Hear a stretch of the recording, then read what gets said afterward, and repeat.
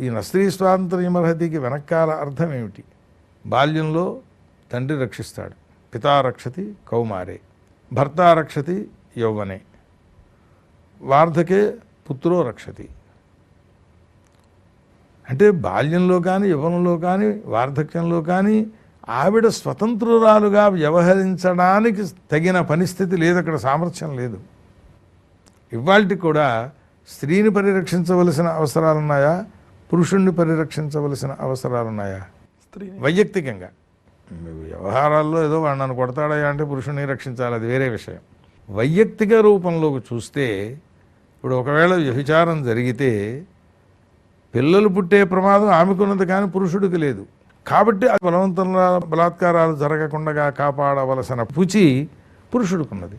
పతి అనే శబ్దానికి పాలకుడు అని అర్థం రాస్తారు. అంటే ఆమెను పరిపాలన చేయాలి. వేదంలో కూడా అదే చెప్పారు. జాయగా సృష్టి చేశాడు, ఆమెకు నిన్ను పతిగా సృష్టి చేశాడు అని.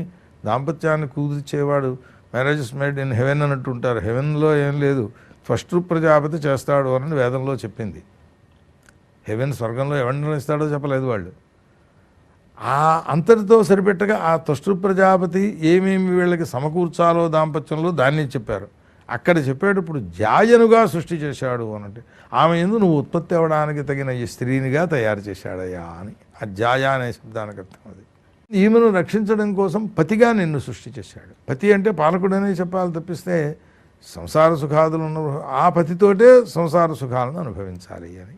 అందుచేత స్త్రీకి చాలా ఉత్తమోత్తమైన గౌరవం ఇచ్చింది. ఇవాటికి కూడా స్త్రీనే పరిరక్షించవలసిన శారీరక అవయవ సృష్టి అట్లా ఉన్నది. స్త్రీ యొక్క సౌందర్యాన్ని చూచి పురుషుడు వ్యామోహమును పొందినట్టుగా పురుషుడిని చూచి స్త్రీ ఎంత మోహమును పొందినా బయటపడకుండానే ఉంటుంది. మనస్సులో అయితే ఎదిగిన పురుషుడు అది కాదు. ఆ కారణం చేత ఆమె రక్షణ కోరుతూ ఉంటుంది ఎప్పుడూ కూడా అని చెబుతారు. ఆ కారణం ఏమిటి అని స్త్రీలను అసూర్యం పశ్యలు అని వర్ణించారు.